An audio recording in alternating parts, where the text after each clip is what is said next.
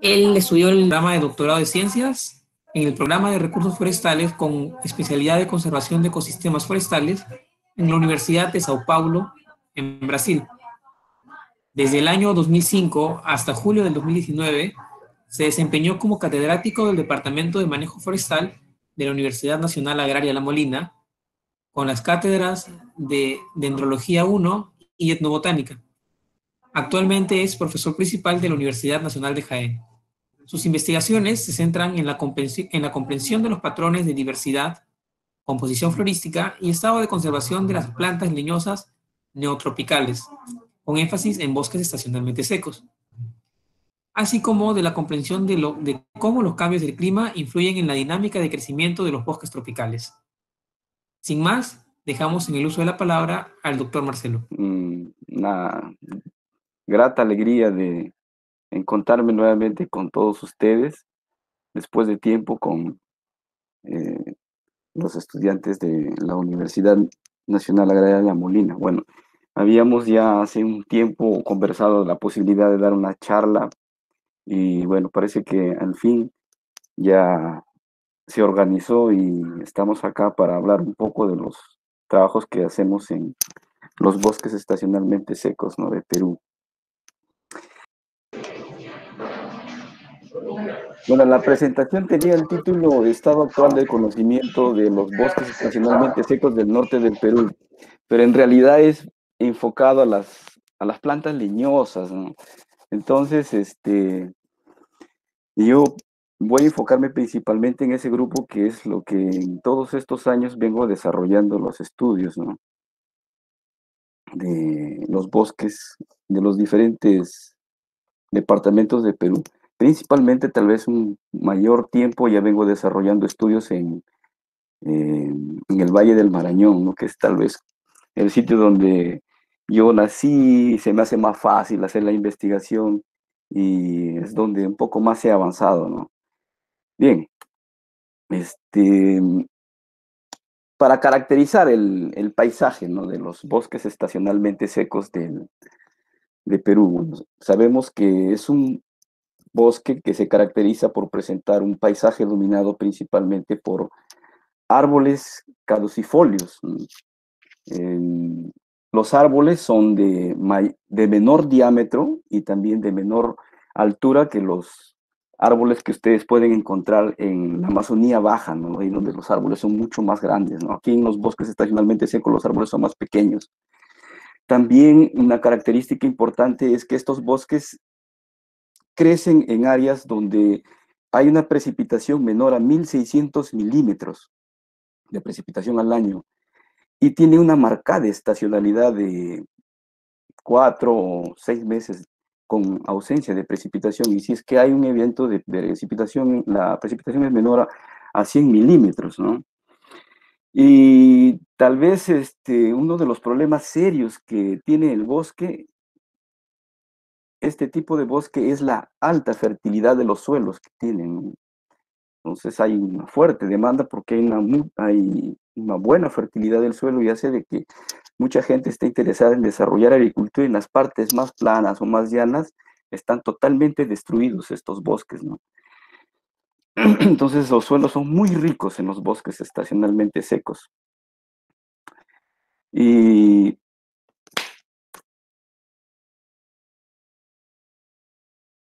estos bosques están desde México hasta el Brasil, ¿no?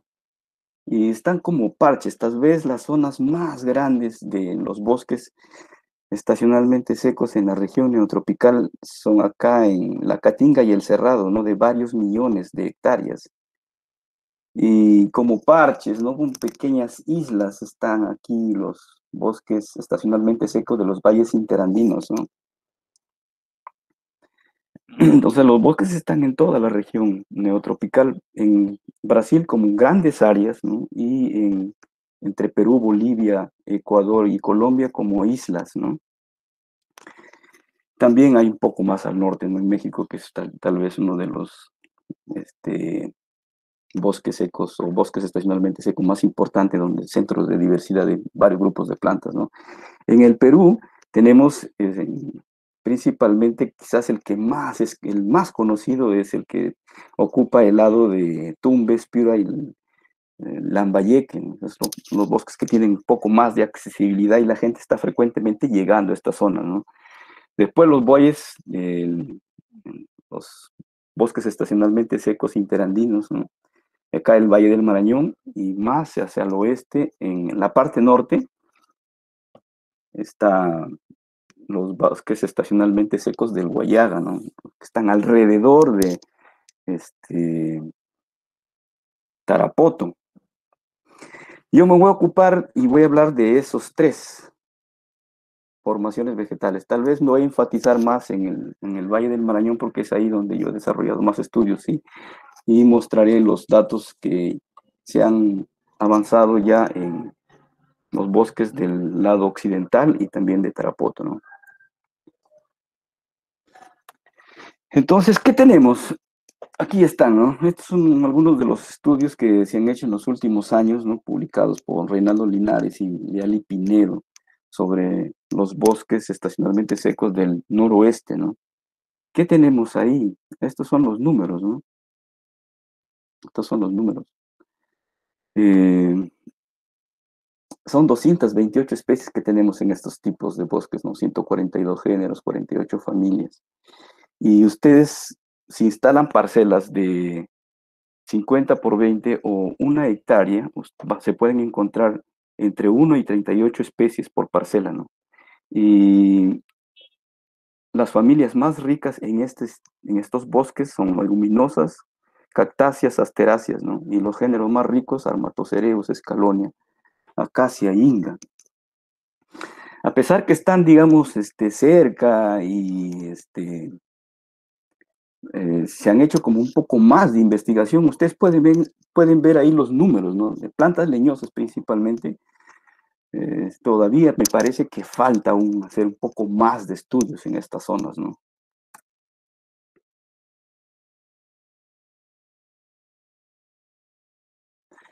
Y quizás la tragedia que en la actualidad está ocurriendo en este tipo de bosques es que hay una alta mortalidad de algarrobo, ¿no? Hay muchos individuos de algarrobo que en la actualidad están desapareciendo, no están muriendo, ¿no? Y ha habido ha habido interés de parte de algunos actores involucrados en las actividades de conservación que se han reunido para tratar el problema de la mortalidad de estos árboles, ¿no? Bien, esto es más o menos el paisaje, ¿no? En los bosques estacionalmente secos del Valle del Río del Guayaga, ¿no? Los de Tarapoto, ahí tenemos bosques estacionalmente secos y también sabanas, ¿no? Pero estas sabanas no son las que nos contaba Toby, que son de origen natural, ¿no? Los que están con los árboles dispersos, está ahí esa pastizal frecuente, ¿no? Que caracteriza a las sabanas, ¿no? Que hay en el África y también en Brasil. Aquí en el Perú son principalmente digamos, se destruye el bosque, se quema con frecuencia y el paisaje después de varios años, ¿no? Varios años de repetidos eventos de fuego, es que queda como una sabana, ¿no? Y también tiene una composición muy parecida a estos bosques que están más hacia el sur, ¿no? Pero es muy poco lo que se ha hecho ahí, ¿no? Muy poco. Apenas estamos dando unos cuantos manotazos en todo caso, pasos en la investigación, en el conocimiento de la flora, ¿no? Esto es apenas, a pesar que es un valle bien grande, ¿no? Tiene un poco más de precipitación este tipo de bosque. Y miren los números, ¿no? Increíblemente hay 228 especies. Pienso que ahí debe pasar de las 500 plantas leñosas, pero aún hay que hacer un estudio más profundo de la flora, ¿no? Apenas conocemos ahora 228 especies que tenemos en nuestras listas, ¿no? Hay 126 géneros y 47 familias, y ustedes pueden encontrar entre 46 y 53 especies en parcelas de 50 por 20 o haciendo también transectos de 50 por 2, ¿no? 10 transectos de 50 por 2 se puede encontrar también ese número de plantas o de especies. Y la densidad está entre 283 y 520 individuos en 0.1 hectárea, ¿no? Y ya ustedes pueden ver ahí también, ¿no? En la lista de los géneros, ¿no? Hay varios grupos que aún ni siquiera se conocen los géneros, ¿no? Mirtáceas, leguminosas, están como especies que no se conocen aún, porque faltan conseguir las flores, faltan conseguir los frutos para poder tener una identificación más exacta, más precisa, ¿no? Y están como taxas desconocidos, increíblemente, ¿no? O sea, todavía conocemos casi nada de estos bosques, ¿no? En general, los bosques del lado oriental de Perú son los que en realidad necesitan bastante trabajo, ¿no? Y bueno, se espera pues que poco más de gente se interese por estudiar los bosques estacionalmente secos, ¿no? Esos son los números, ¿no? Los bosques estacionalmente secos del lado occidental de Perú y del lado oriental, que está en Valle del Guayaga. Y aquí tal vez yo voy a dar un poco más de detalles, ¿no? Los bosques estacionalmente secos del Valle del Marañón. Tiene diferentes formaciones vegetales. Esta es una de ellas, ¿no? Y quizás los que han hecho viajes desde Selendín, bajando para pasar calle a calle, se han encontrado con este paisaje, ¿no? O cuando ustedes viajan a cualquier parte del lado sur de Balsas hacia abajo, ¿no? Digamos, pasando la Libertad o Ancash, todo ese valle bien estrecho, casi el paisaje es muy parecido a esta fotografía, ¿no? Pero hay diferentes formaciones, ¿no? Ustedes pueden ver, de un punto a otro, la vegetación cambia, ¿no? Cambia la diversidad. Entonces, ¿qué hemos hecho en los bosques? ¿Qué hemos hecho en el Valle del Marañón?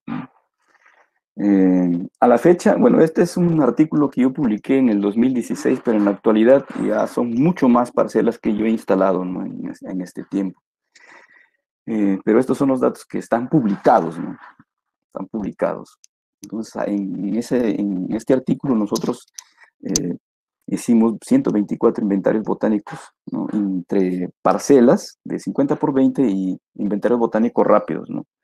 A una altura de 400 metros hasta 2.200 metros sobre el nivel del mar, que es más o menos el límite donde ya la vegetación empieza a cambiar, pero aún hay predominancia a 2.200 metros de especies de bosques estacionalmente secos, ¿no? Y la evaluación fue entre Amazonas, Cajamarca y La Libertad, ¿no? Las parcelas de 50 por 20 y los inventarios botánicos rápidos son listas que uno hace, ¿no? No sigues un camino, simplemente vas dentro del bosque y vas haciendo una lista, ¿no? Anotando las diferentes especies. Y sí, es importante tomar como referencia un tiempo. Para este trabajo yo utilicé 90 minutos de tiempo y 60 minutos de tiempo. Y en ese lapso de tiempo yo hacía mi lista y todas las especies que eran diferentes y las iba incluyendo, ¿no?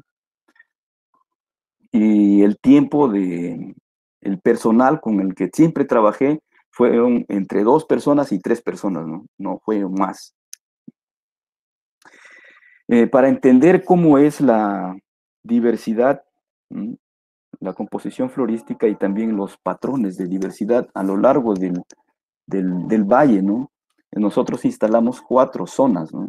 Zona 1, zona 2, zona 3 y zona 4, las dividimos con el propósito de entender cómo es que está la diversidad en esa gradiente geográfica y también en la gradiente altitudinal. En la gradiente altitudinal nosotros evaluamos desde los 340 metros hasta 2.200, ¿no? 2.200, 2.300.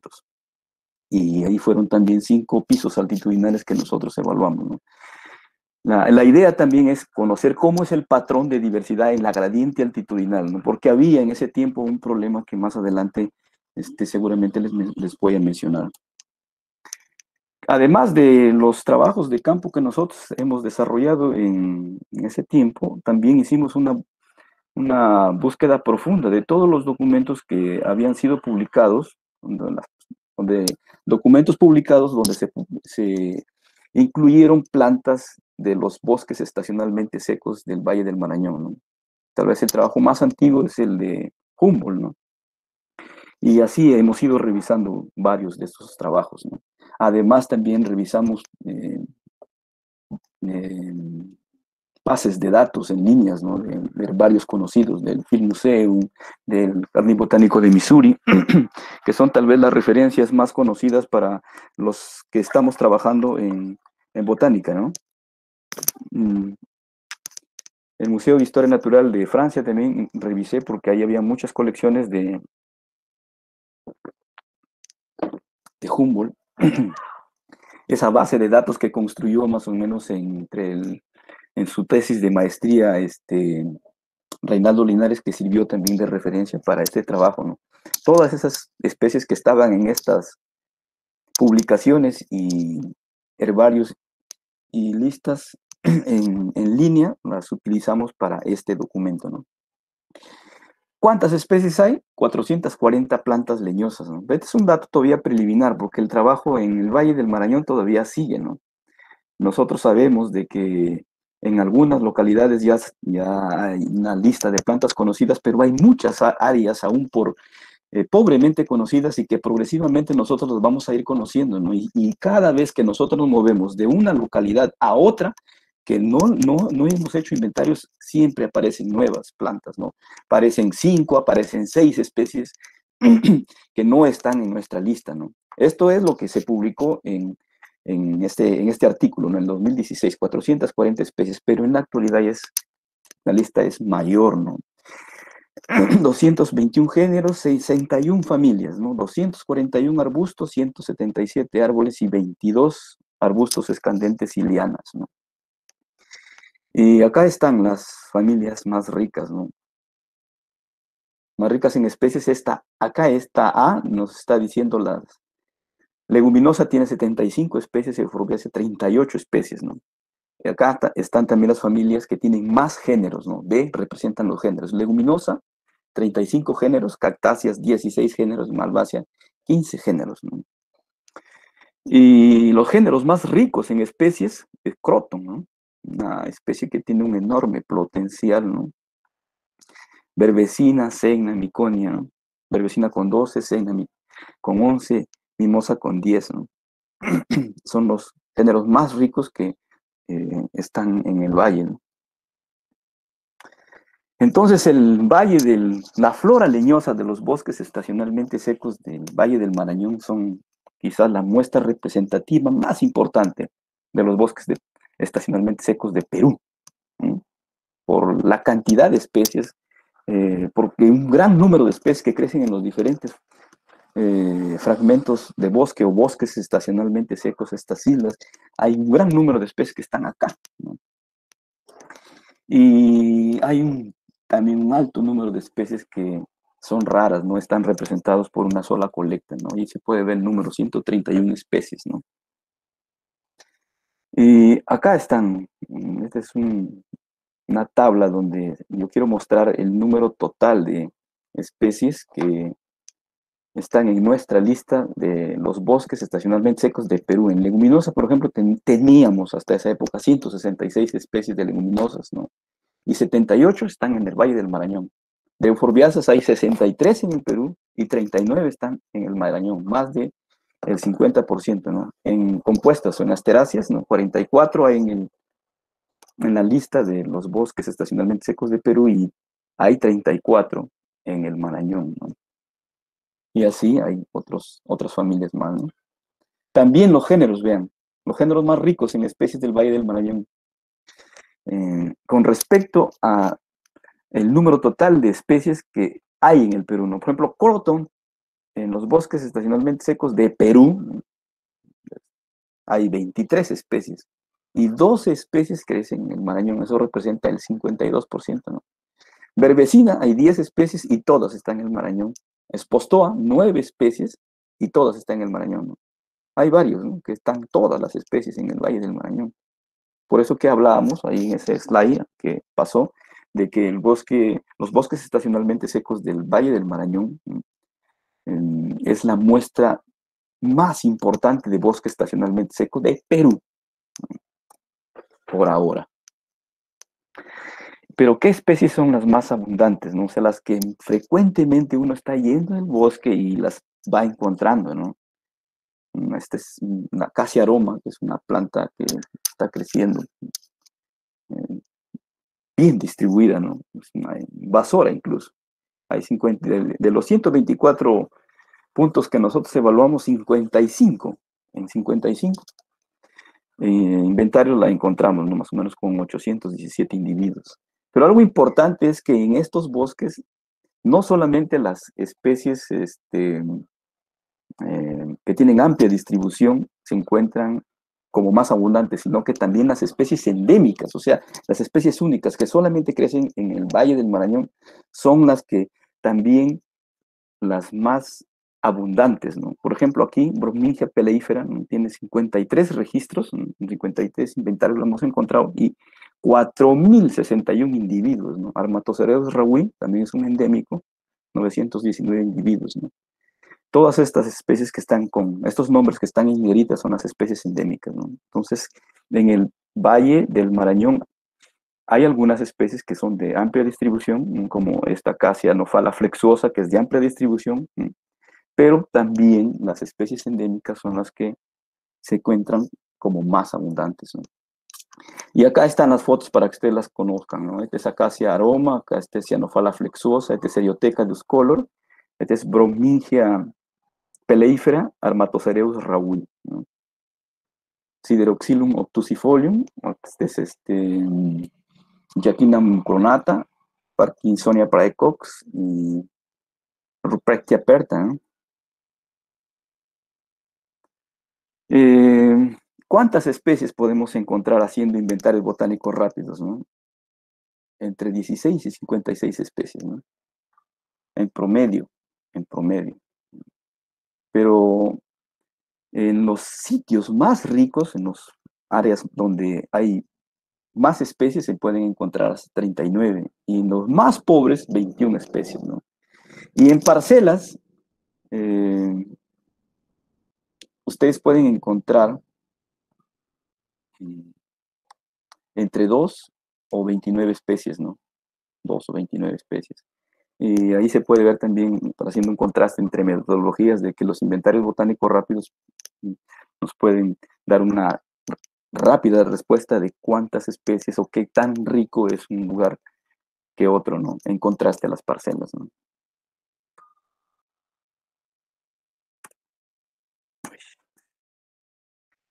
Estos son los estimadores, ¿no? Estimadores no paramétricos. Nosotros utilizamos estos Chao, Jackknife y Bossard, ¿no? Son estimadores no paramétricos que enfatizan la presencia de especies raras, ¿no?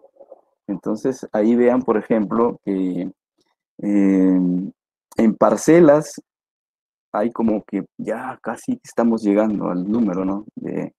Estamos llegando a la asíntota. Pero en inventarios botánicos rápidos, la curva sigue siendo ascendente, ¿no?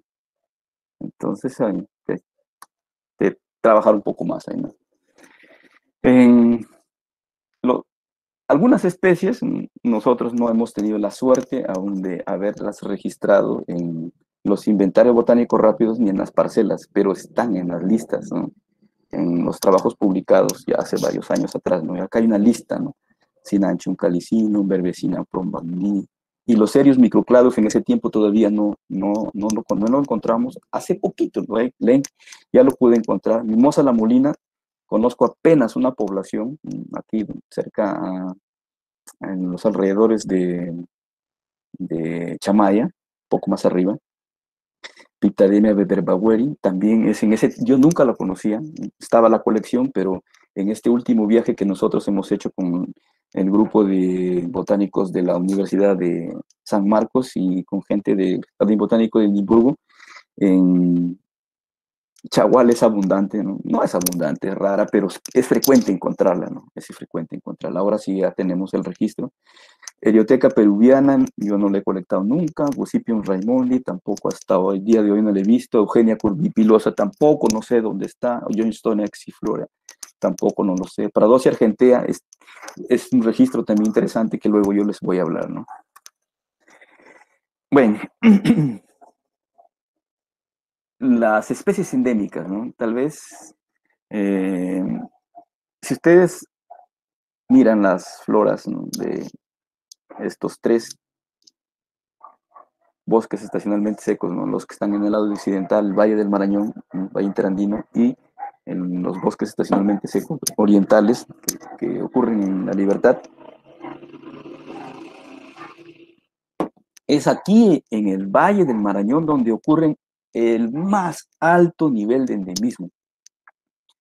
Y no solamente comparando entonces, sino es con todos los bosques estacionalmente secos de Perú y de países vecinos, es que el Valle del Marañón tiene el nivel más alto de endemismos.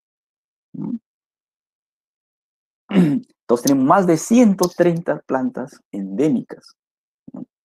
Y el grupo más rico en especies endémicas es Cactácea, ¿no?, con 27 endémicas compuestas, o Asteráceas con 25 endémicas, Euforbiáceas 15, Leguminosas 15, Malváceas 10 especies, ¿no?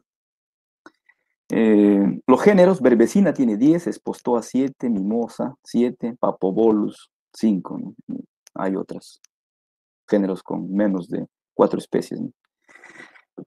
El departamento que tiene más especies únicas es Cajamarca, por ahora, ¿no? Por ahora. Cajamarca tiene 39, ¿no?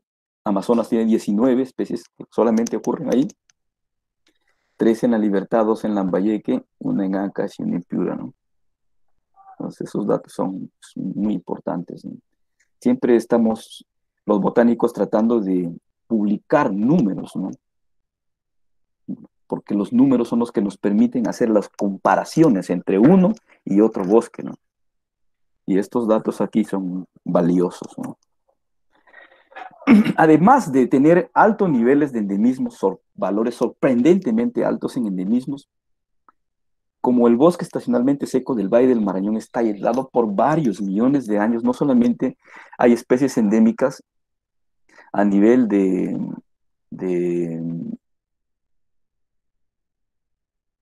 no, que también hay especies endémicas a nivel de géneros. Nosotros tenemos 4 géneros endémicos en el Valle del Marañón: Lasiocerius, Baranonia, Calimantium y Johnstonia, ¿no?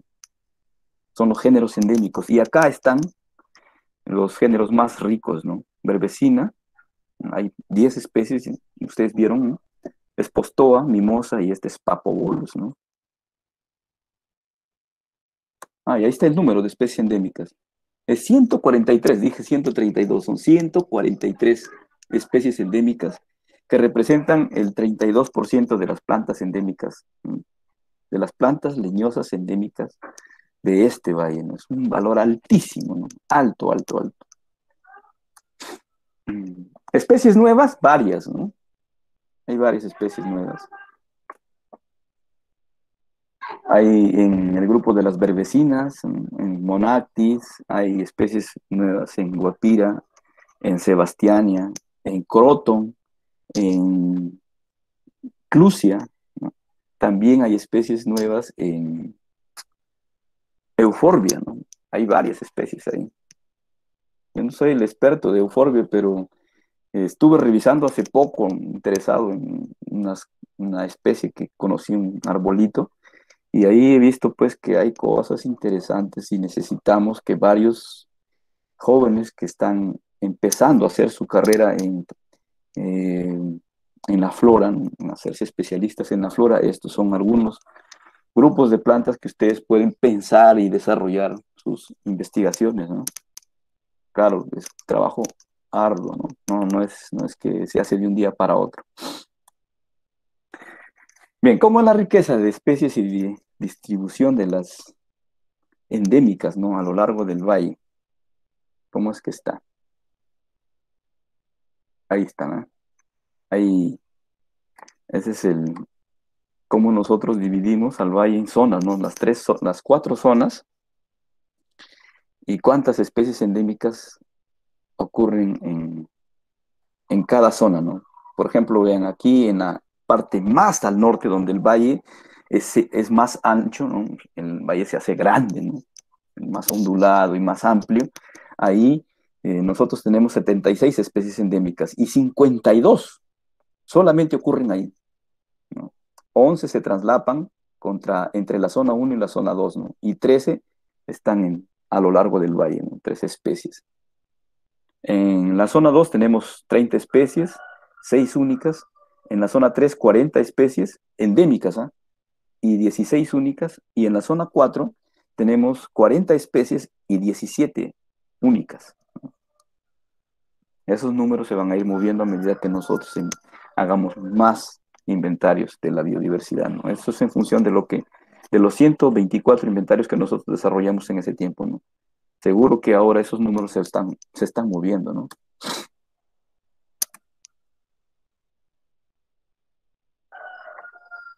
Estas son las especies que se traslapan, ¿no? Ahí hubieron 13 especies, acá hay 6, las que están en el largo del valle, ¿no? Mimosincarum, Heteropteris, una Tecoma rosifolia, cambió de género, antes era Salpinia, ahora pasó a otro género, y estas dos espostoas, ¿no? Blossfeldiorum y Mirabilis. Y aquí están cómo es que están las especies endémicas en la gradiente altitudinal, ¿no? Ahí están,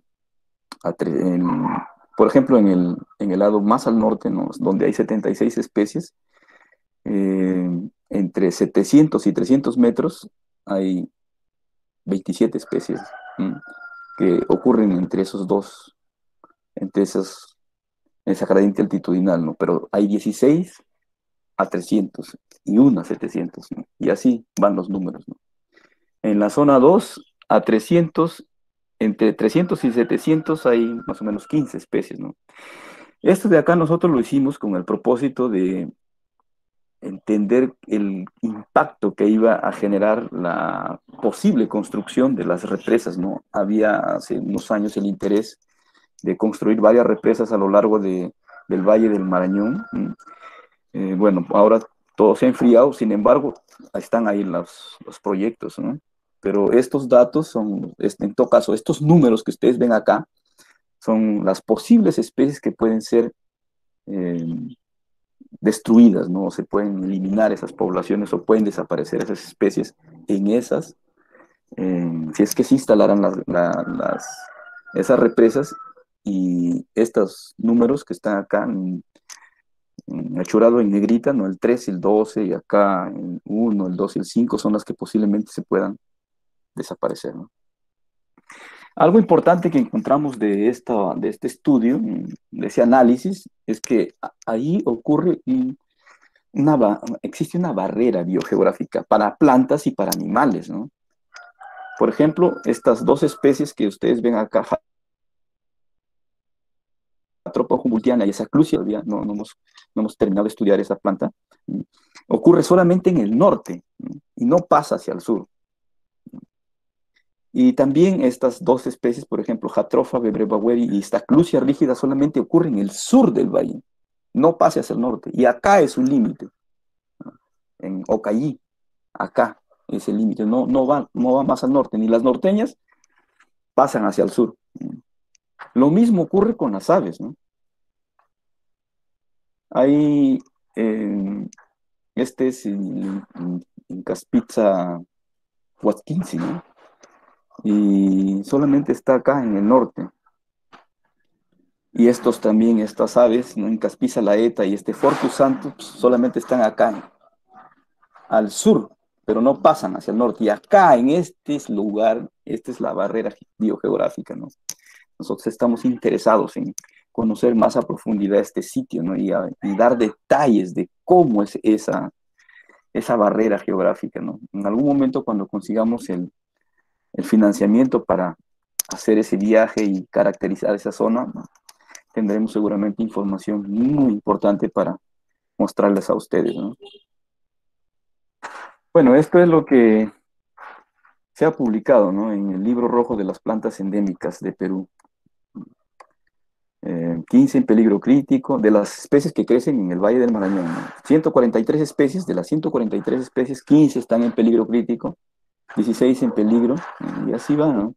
pero tal vez las que más nos deberían de preocupar son estas que están acá, las 58 especies que no tienen una categoría, ¿no? No se le ha asignado a una categoría de amenaza. Entonces, no sabemos si es que eh, está, digamos, en peligro crítico de extinción o ya estará extinta. No lo sabemos porque no hay la información, faltan los datos, falta el trabajo de campo para poder corroborar en el campo de que están ahí las poblaciones, ¿no? Necesitamos hacer ese trabajo, ¿no? Y ahí hay varias especies, ¿no? 58 es un número altísimo, ¿no? Un número alto de especies que debemos de categorizar.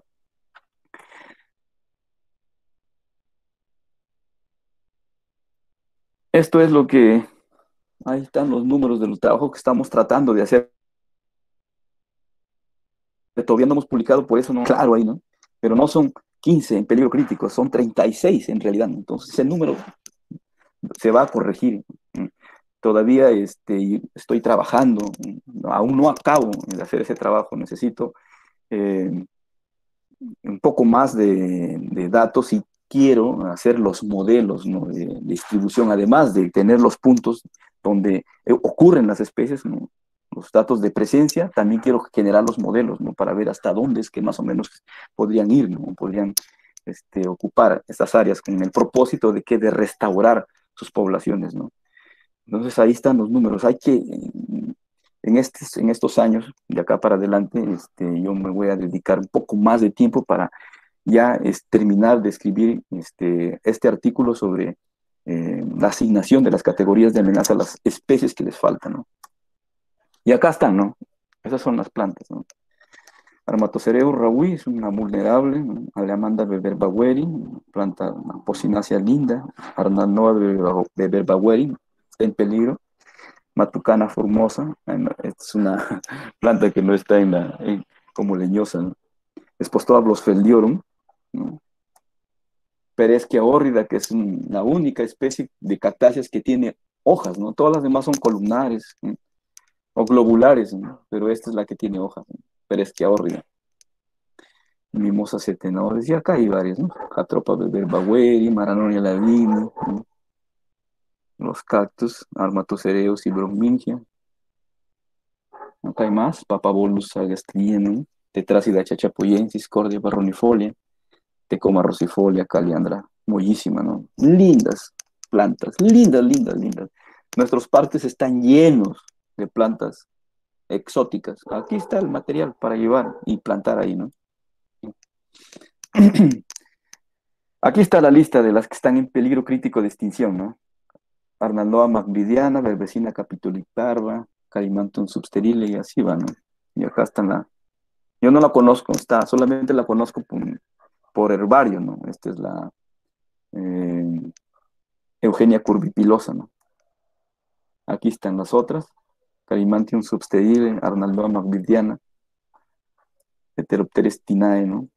Mimosa jaenensis, esta estilingia, ¿no? Que ni siquiera tiene nombre, ¿no? Está nueva, y Mimosa lamulina, ¿no? Que apenas fue publicada de una sola población, ¿no?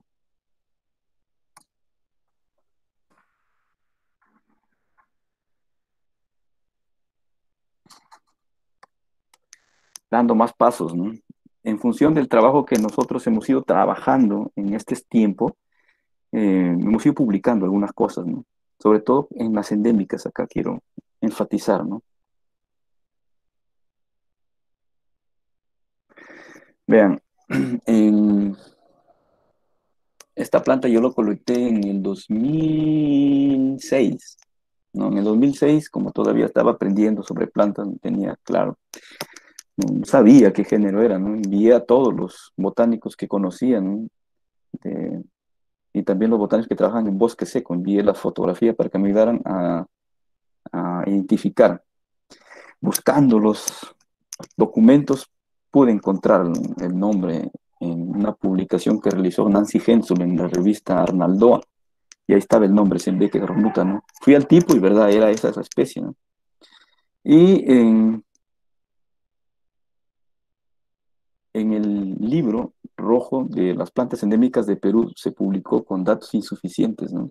O sea, no se le podía asignar una categoría porque no había mucha información, ¿no?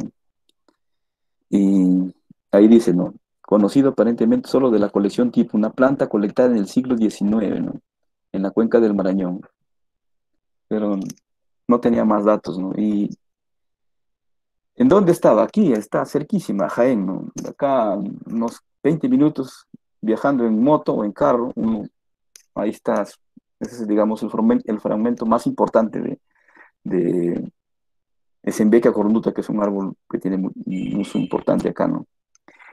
Y ya en el libro que se publicó en el 2010, ahí nosotros le asignamos la categoría, ¿no? Un peligro crítico, porque su hábitat está severamente fragmentado y, digamos, haciendo un polígono, ¿no? No es el diámetro, ¿no? El área del Esenbequia, yo creo que no tiene ni siquiera más de 4 kilómetros, ¿no? Entonces, digamos que en el peor escenario, un incendio en ese fragmento principal que ocurre por acá, desaparecería esa especie, ¿no? Entonces, amerita, ¿no?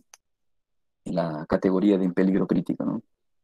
Parkinsonia peruviana, ¿no? También fue publicada como vulnerable, pero nosotros, estuvimos tras de la planta porque también el que publicó la especie, que es Colin Hughes, ¿no?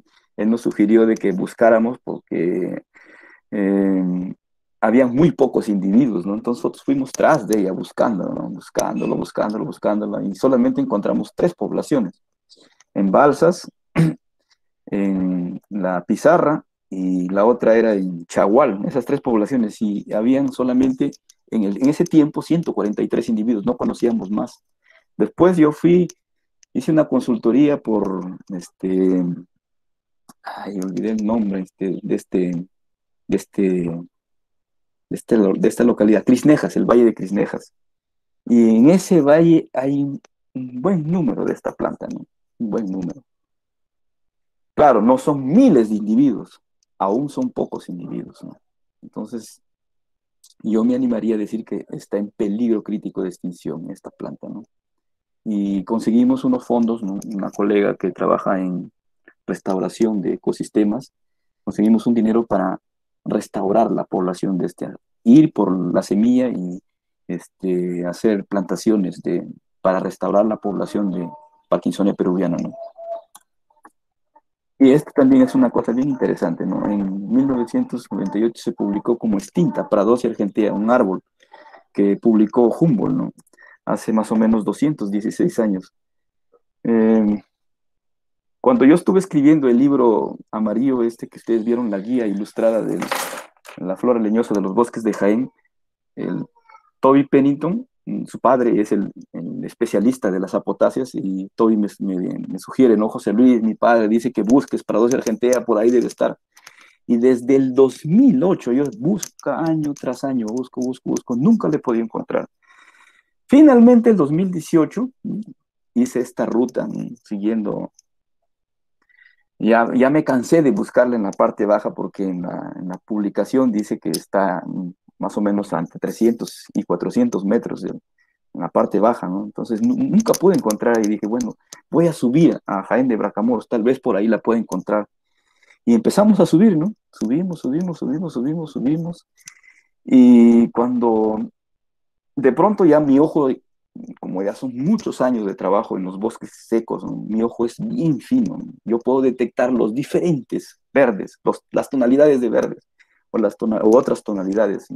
Si es una planta que no está en mi lista, inmediatamente me doy cuenta que esa planta que veo ahí es una cosa rara. Bajamos del carro, ¿no? En esa oportunidad estamos subiendo, para.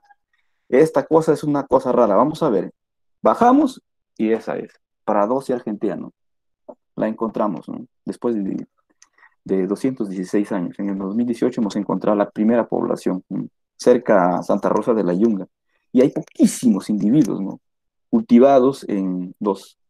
Apenas cultivados en los cercos, ¿no?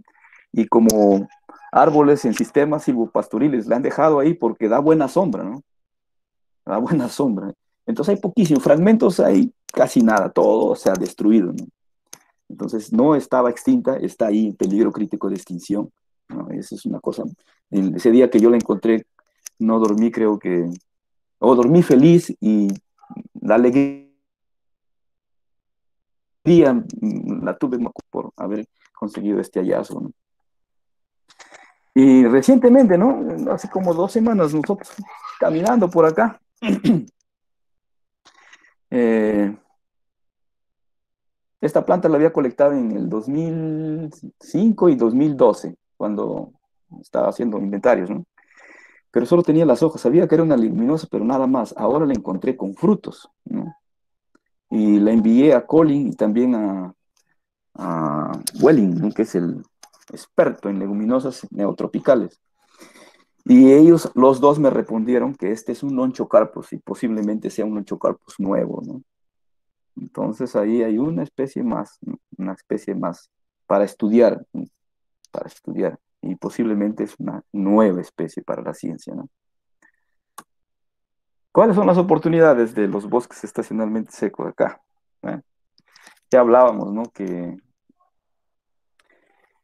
eh, datos sobre la biodiversidad, ¿no? O sea, grupos de elementos de la biodiversidad como anfibios, reptiles, mamíferos y aves, y también plantas, ¿no? Sugieren que el Valle del Marañón es el más rico en especies, y en el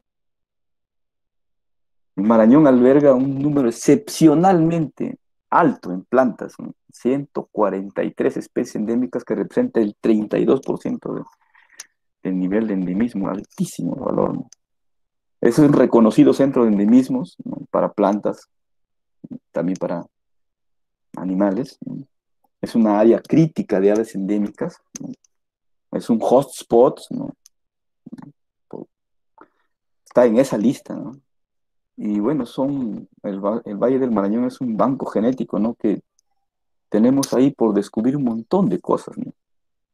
Ya ustedes están viendo solamente en plantas las cosas tan ricas que en todo este tiempo nos está mostrando, ¿no? Y esto es para que ustedes, solamente para comparar, ¿no? Para que vean la riqueza de este bosque, ¿no? Aquí estoy comparando solamente con los sitios que tienen más niveles de endemismos, ¿no? Que es México, ¿no? Y Brasil, y las Islas Galápagos, ¿no? Vean, Baja California, ¿no? 33%, pero vean el área, 144.000 kilómetros cuadrados, 33%, ¿no? El Valle del Marañón tiene 3.729 kilómetros cuadrados, 32% endémico. Islas Galápagos tiene 32% de endemismos y tiene un poco más que el Valle del Marañón. Aquí el Cerrado tiene 35%, todo, o sea, los más de 2 millones de kilómetros cuadrados, o 2 millones de kilómetros cuadrados, tiene 35% de especies, ¿no? Pero si solamente tomamos, por ejemplo, un estado del Brasil, ¿no? Que es parte del Cerrado, por ejemplo, acá, vean, Minas Gerais, o Tocantins, o Goiás, o Piauí, o Ceará, o Pernambuco, o Bahía, ninguno se acerca al Valle del Marañón. Ninguno, vean, 20%, 2%, 8%. Entonces el Valle del Marañón es excepcionalmente rico en endemismos y eso es algo que nosotros tenemos que aprovechar, ¿no? No estamos aprovechando. Uy, vean, en las Islas Galápagos, 245.000 visitantes por año. Bueno, ahora por la pandemia tenemos un problema, no están viajando, pero esto va a pasar, ¿no? Y van a seguir viniendo los visitantes, ¿no? Y en un año, pues, yo recogí este dato, 2016, 245.000 visitantes llegaron a Islas Galápagos. Y el visitante que menos gastó fue $1.500. Entonces, imagínense, si nosotros ponemos en valor la riqueza, la biodiversidad del Valle del Marañón, ¿qué es lo que podríamos ganar, no? Entonces, eso es lo que nos falta hacer, ¿no? Difundir la belleza y difundir también los valores, el valor de este valle, ¿no? Ya ustedes, estábamos hablando atrás, ¿no? Rico en aves, rico en anfibios, rico en plantas, en reptiles, ¿no? Entonces, lo que tenemos es que potenciar todos los que trabajamos en el bosque, o que estamos interesados en conservar los bosques del Perú. Aquí hay algo súper valioso, ¿no? Nuevo récord, jóvenes. Hace algunos años se publicó la, la hoja más grande de los bosques tropicales, ¿no? Y la hoja era de una cocoloba gigantifolia que crecía en la Amazonía de Brasil. Y la envergadura de esa hoja es de 2,40 metros, 2,40 metros de largo, ¿no? Y vean ustedes ahí, yo mido más o menos 1,70 m, ¿no? Yo, eso es, eso es, esa es la hoja más grande de los bosques estacionalmente secos de Perú y de la región neotropical, ¿no? Sin incluir palmeras, claro. La más grande, jóvenes, nuevo récord. Aquí hay otro dato más para aprovechar de la riqueza del valle, ¿no? Vean, la farmacia está en el valle también, en Marañón. Solamente, este es un artículo publicado de una colega de Argentina, solamente el género Santoxinum, ¿no? Pero rutáceas, rubiáceas, apocináceas, todas, no todas, pero un gran número de ellas tienen valor medicinal. Y hay otras, ¿no? Hay otras más. Acá hay venenos, hay un montón de cosas que se pueden aprovechar. Y vean, por ejemplo, solamente Santoxinum, ¿no? Se utiliza como antibacteriana, como antifúngica, como citotóxica, es un insecticida, ¿no? Un antiprotozoario, ¿no? Una antihelmíntica, antitumoral, antiinflamatoria, antiviral, antioxidante. Acá hay 5 especies de Santoxinum, solo Santoxinum, ¿no? Pero ya les dije, son familias, ¿no? Son familias las que hay que más grandes, o sea, hay un montón de especies acá que están esperando porque alguien empiece a estudiarlas y empezar a mostrarla el valor por todas estas propiedades, ¿no?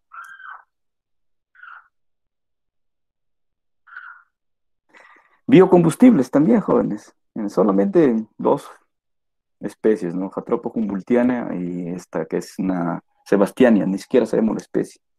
Tiene un montón de frutos. Cuando produce fruto, está lleno de fruto más o menos de 1 centímetro, centímetro y medio. Y es una forbiácea, ¿no?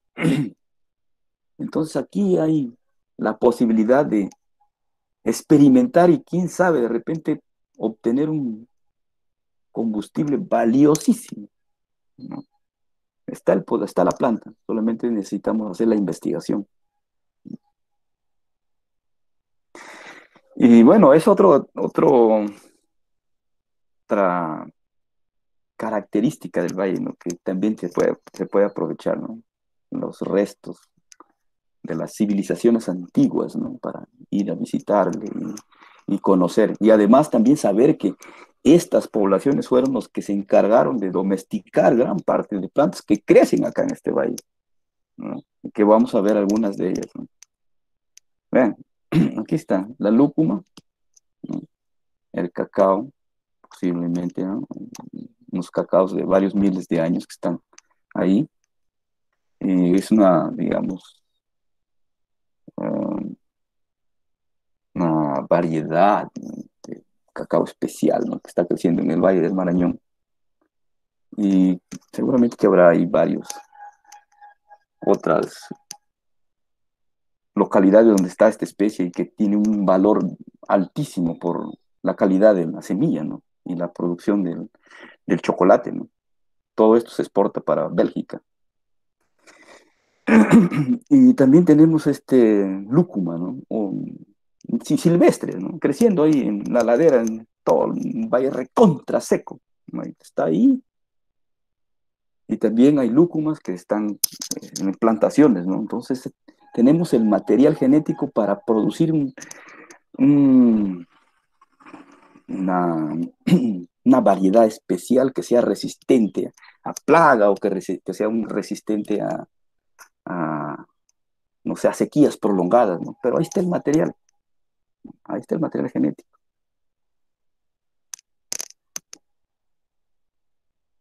Y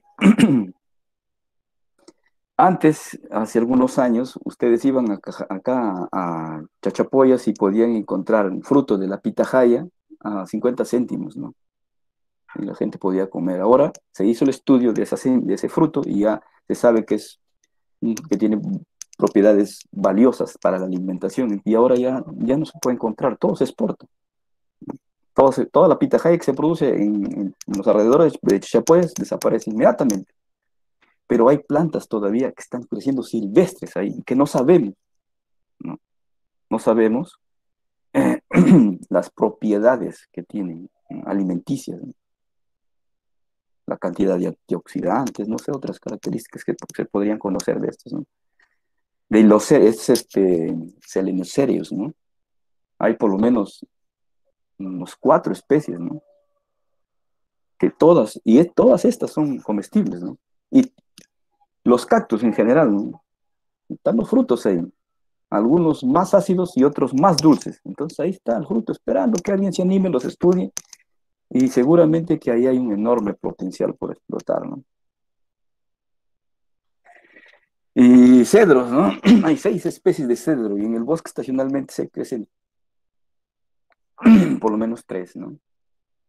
Cedrela odorata, Cedrela angustifolia y Cedrela cuelapensis, ¿no? Tenemos un problema con la ipsifila, acá está el material genético para que nosotros podamos experimentar, ¿no?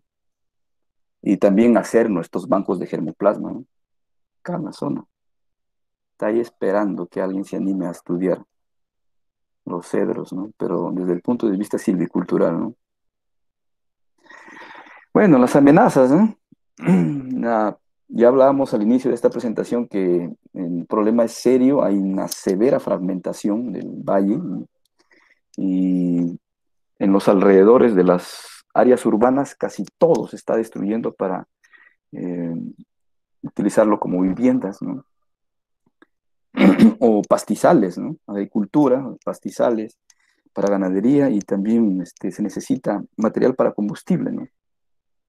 Entonces son opciones que están generando la destrucción de los bosques estacionalmente del Marañón. ¿Qué más está haciendo en los países vecinos, no? Fue una búsqueda rápida, ni siquiera he buscado todos, ¿no? Tal vez alguien se anime y quiera publicar un artículo acá con unos datos, ¿no? Los temas que se están estudiando en la actualidad en las diferentes partes de la región neotropical, ¿no? Ecofisiología y 15 trabajos de 74 que yo revisé rapidito nomás entre el 2019 y el 2020.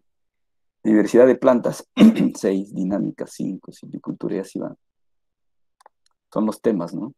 Clima, plantas, diversidad de líquenes, sucesión secundaria, dendrocronología, listas de plantas que debería ser diversidad, cobertura, comunidades o diversidad de nemátodos, diversidad, estudios de diversidad de varios grupos, ¿no? Hay más, ¿no?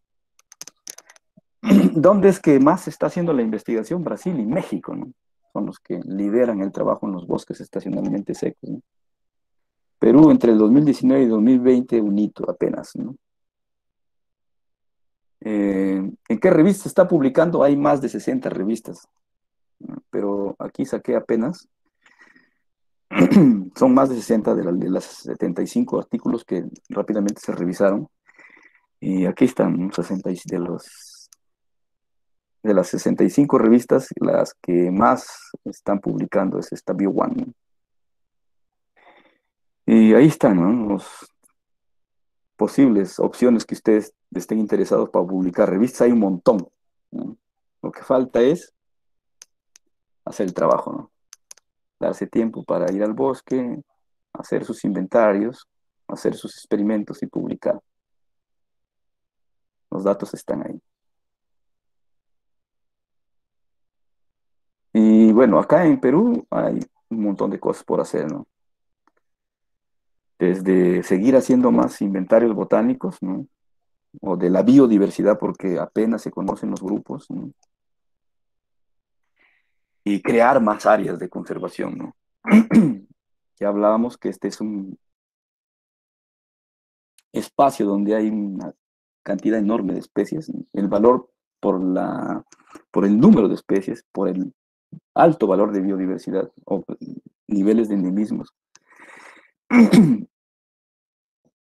digamos, lo califica para empezar a crear diferentes zonas, ¿no? Más áreas de conservación municipal o áreas de conservación privadas o áreas de conservación nacional, pero hay una resistencia, ¿no? No es fácil conservar áreas, ¿no? Destinar áreas para conservación. Muy bien. Eso es lo que quería presentarles, jóvenes. Seguramente hay algunas preguntas de parte de ustedes. Muchas gracias, profesor, por esa magistral ponencia. En unos breves instantes estaremos presentando una diapositiva con las primeras preguntas que se han realizado.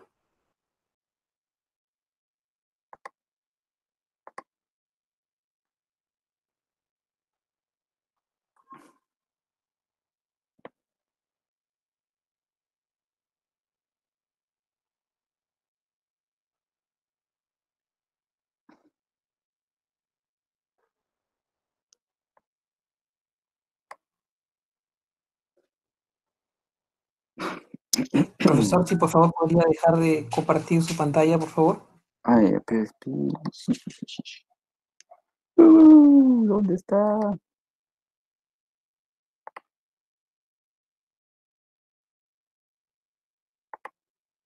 Ahí. Perfecto, ahora vamos a proyectar las preguntas. Ya.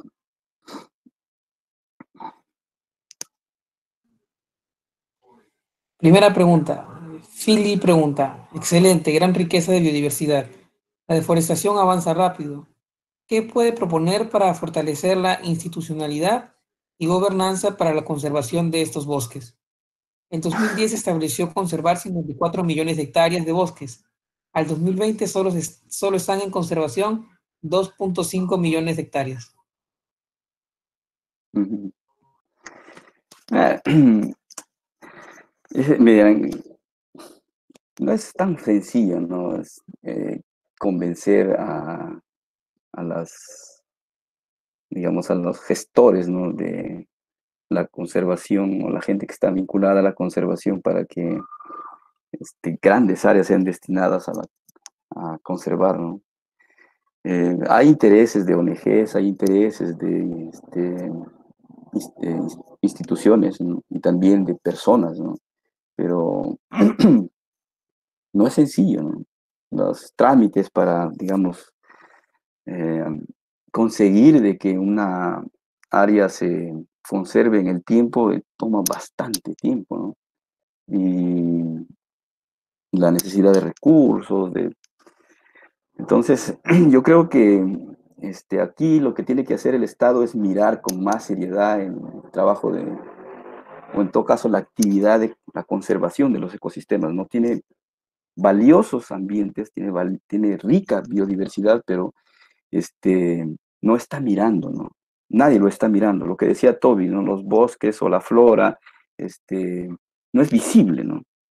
No, la gente no está interesada en querer hacer más esfuerzos por hacer que este enorme potencial que tiene eh,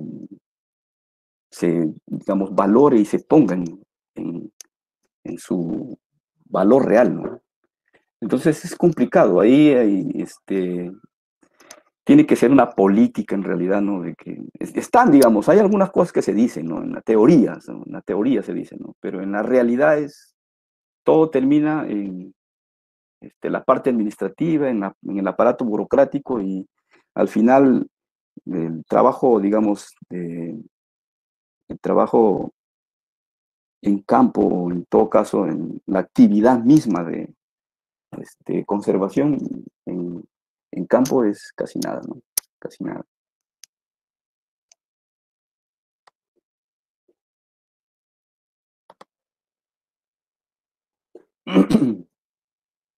La siguiente pregunta dice, ¿cuál es la vulnerabilidad de estos bosques ante el cambio climático y las plagas, las cuales azotan en los bosques tropicales excepcionalmente secos del norte del Perú?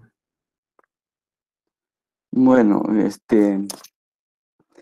Vean, en vulnerabilidad, ¿no? Yo tal vez podría ponerlo así como que es un potencial, ¿no? Porque tal vez estas plantas pueden servir para poder eh, restaurar algunas áreas que por el impacto del cambio climático, por el incremento de la temperatura, van a desaparecer.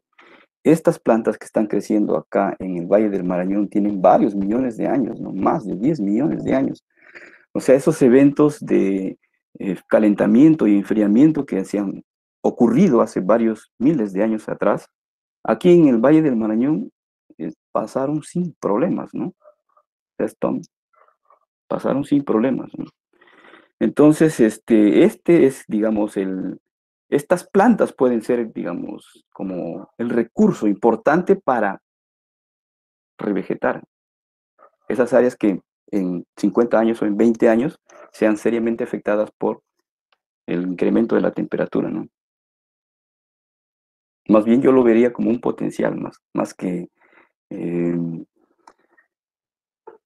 que desapareciera el bosque estacionalmente seco porque se incrementa la temperatura. Hay un debate ahí, ¿no? Hay un debate ahí, entre los científicos de que va a haber un impacto, va a haber un impacto, sí, pero no se sabe todavía aún la magnitud de lo que podría ser, ¿no? Eso todavía está en investigación, ¿no? Investigación. Pero ya les digo, ¿no? Aquí este valle no es que está 1000 años, ni 200 años, ni 300 años, tiene millones de años. Incluso el Valle del Marañón antes fue un bosque húmedo, ¿no? Hace varios millones de años. Nosotros hemos encontrado fósiles, ¿no? Espero que se haya contestado la Gracias, pregunta. profesor. Ujú. Si puedes pasar, por favor, Ian César, la siguiente, ahí listo. Irina, toda esta pregunta.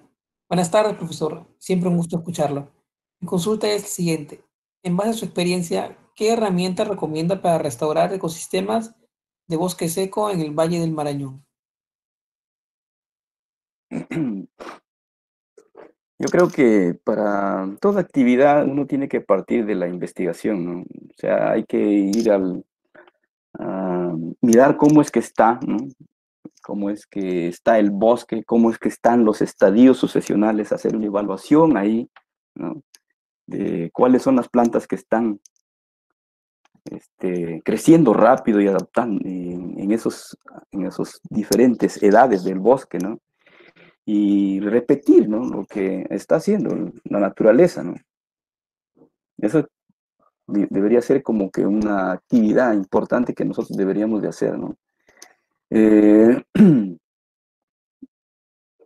más que venir con un grupo de plantas exóticas y pum, sembrarlas, ¿no? ¿Por qué? Porque ahí va a haber una situación que va a generar competencia o va a generar un impacto, ¿no? A la misma flora nativa y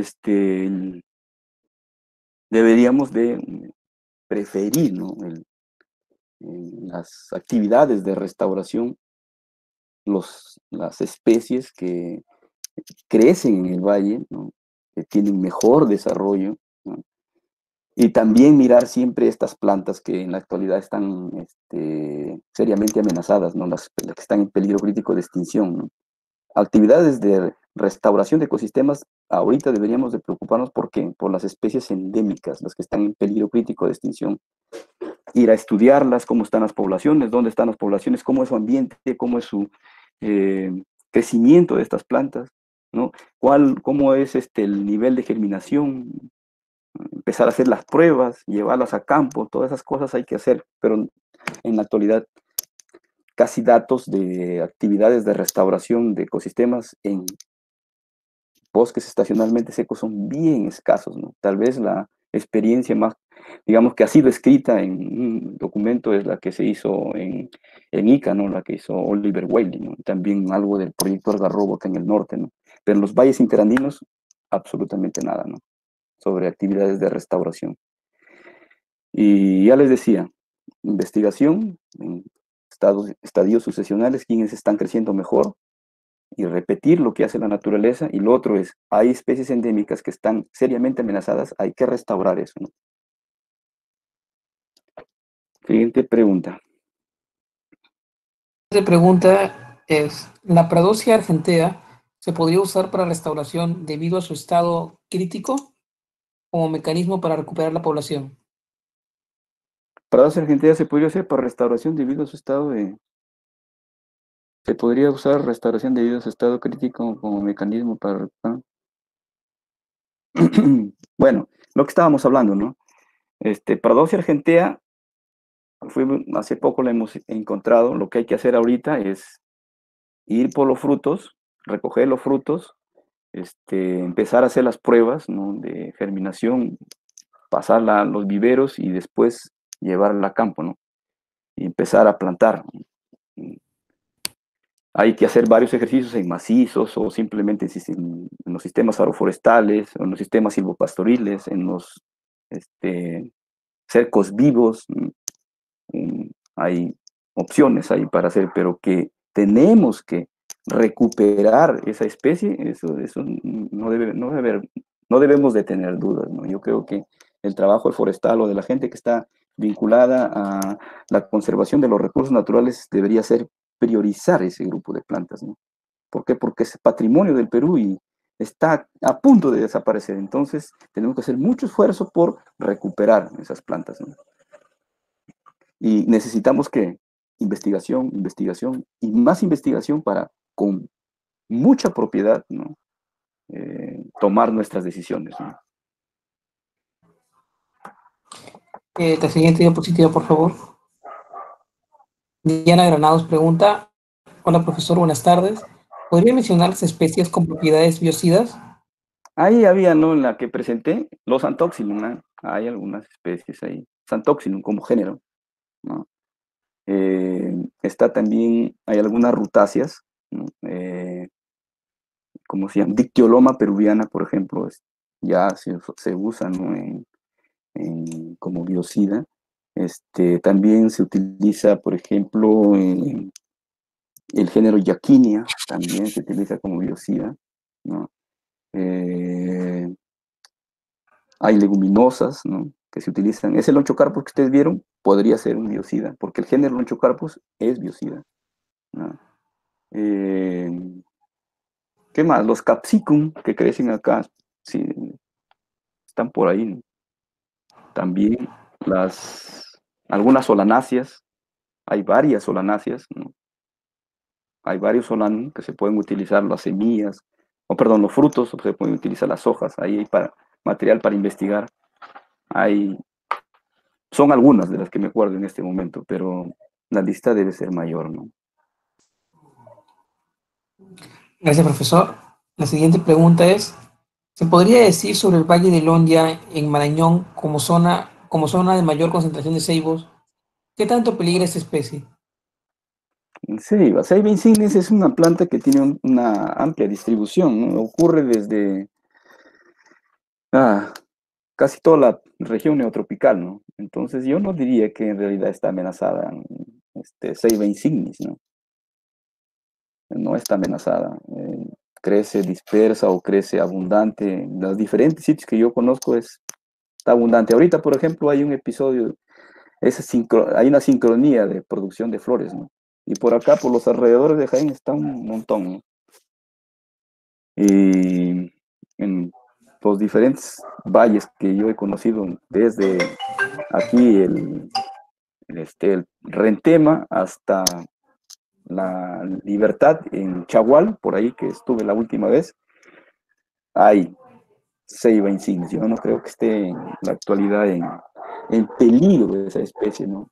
Más bien hay que aprovechar que está, ¿para qué? Para sembrarla en nuestros parques, porque produce unas flores lindas. Hay que aprovechar esa oportunidad que nos da esa planta, ¿no?